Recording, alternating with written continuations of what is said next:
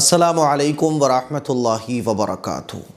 آج لیلۃ القدر کی 5ویں شب ہے، یعنی آخری رات ہے۔ نہیں معلوم کہ اگلے سال رمضان ہم میں سے کس کو نصیب ہوگا اور کس کو نہیں ہوگا۔ نہیں پتہ کہ اگلے سال لیلۃ القدر کی یہ مبارک راتیں ہم میں سے کس کو نصیب ہوں گی اور کس کو نہیں ہوں گی۔ سب سے پہلے تو میں دعا کرتا ہوں کہ اللہ تعالیٰ اگلے سال کا رمضان ہم سب کو اور نصیب فرما دینا، ہماری عمروں میں اتنی برکت اللہ تبارک و تعالیٰ عطا فرما دینا کہ ہم اگلے سال کا رمضان بھی پالیں، اور اس رمضان کو ہمارے لیے نجات کا، بخشش کا، جنت کا، اپنی رضا کا، نبی کے ساتھ کا، جنت الفردوس حاصل کرنے کا ذریعہ بنا دینا۔ میرے عزیز بھائیوں، میری بہنوں، رمضان کے مہینے کا مل جانا یہ بہت بڑی نعمت ہے۔ دنیا کی کوئی نعمت اس نعمت کا مقابلہ نہیں کر سکتی جو رمضان کا مہینہ اللہ تبارک و تعالیٰ نے ہمیں عطا فرمایا۔ وہ الگ بات ہے کہ ہمیں اس کی قدر، اس کی اہمیت کا اندازہ نہیں۔ جیسے ایک چھوٹا سا بچہ ہوتا ہے تو وہ ماں باپ کے زبردستی بچے کو اسکول بھیجنے پر وہ نفرت سمجھتا ہے، وہ ماں باپ کی محبت کو نہیں سمجھتا۔ جیسے چھوٹے سے بچے کو آپ انجیکشن لگواتے ہیں تو وہ سمجھ رہا ہوتا ہے میرے ماں باپ مجھے سوئی لگوا رہے ہیں، وہ ماں باپ کی محبت ہوتی ہے۔ جیسے ماں باپ بچے کو اسکول زبردستی بھیجتے ہیں تو بچپن میں اس کو نہیں سمجھ میں آتا، لیکن وہ ماں باپ کی محبت ہوتی ہے، بعد میں پتہ چلتا ہے۔ ایسے ہی ہمیں اللہ کی محبت سمجھ میں نہیں آ سکتی۔ ہم سمجھتے ہیں کہ مال، دولت، دنیا دنیا دنیا، حالانکہ اس دنیا کی جو حیثیت ہے وہ اللہ کے نزدیک مچھر کے پر سے بھی زیادہ گئی گزری ہے، مکھی کے پر سے بھی زیادہ گئی گزری ہے۔ اسی لیے رمضان کا مل جانا یہ بہت بڑا انعام ہے اللہ کا۔ حضور علیہ الصلوۃ والسلام کا ارشاد ہے کہ اگر میری امت کو رمضان کی اہمیت معلوم ہو جائے نا تو امت کا ایک ایک مسلمان یہ تمنا کرے گا کہ کاش سارا سال ہی رمضان کا رہے اور ساری زندگی رمضان کے ساتھ میں گزاروں۔ تو میرے عزیز بھائیوں، آج کی رات کو اللہ کی عبادت میں گزارنا ہے۔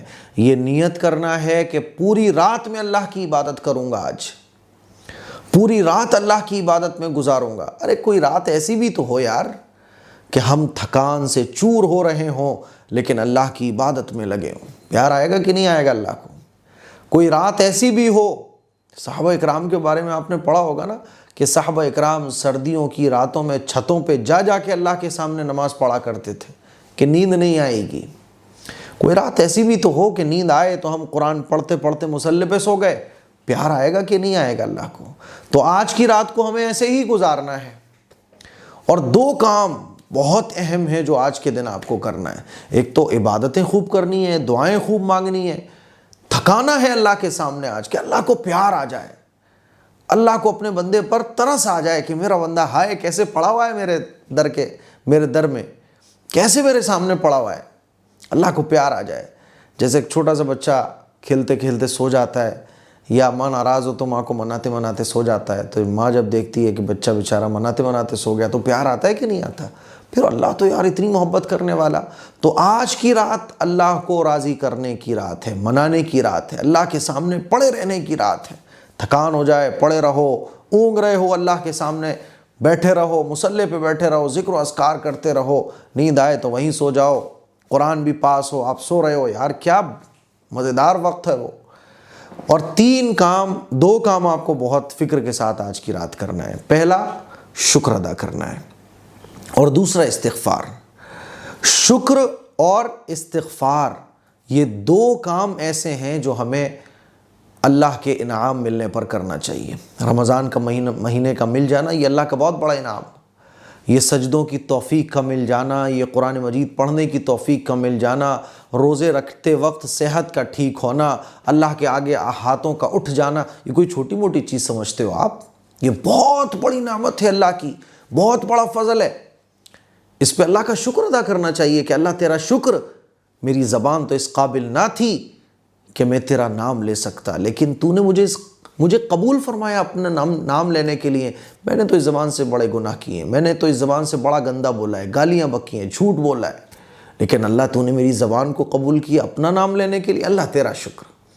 یا اللہ میرے ہاتھ بہت غلط کام میں نے ان ہاتھوں سے کیا ہے، میرے ہاتھ اس قابل نہیں تھے کہ تیرے سامنے دعا کے لیے اٹھ سکتے، تیرے کلام کو چھو سکتے، لیکن اللہ تو نے میرے ہاتھوں کو قبول کیا، میری آنکھوں کو قبول کیا، مجھے تو نے قبول کر لیا، میں تو بہت گنہگار تھا اللہ، تیرے احکام کو توڑا، تیری نمازوں کو چھوڑا، تیرے حکموں کی خلاف ورزی کی۔ یا اللہ میں اس قابل نہ تھا کہ تو اپنے دربار میں مجھے بلاتا، تو مجھے رمضان عطا فرماتا، لیکن اللہ تیرا شکر، اللہ تیرا شکر کہ تو نے مجھے اپنی عبادتوں کے لیے رمضان جیسے بابرکت مہینے کے لیے قبول فرمایا۔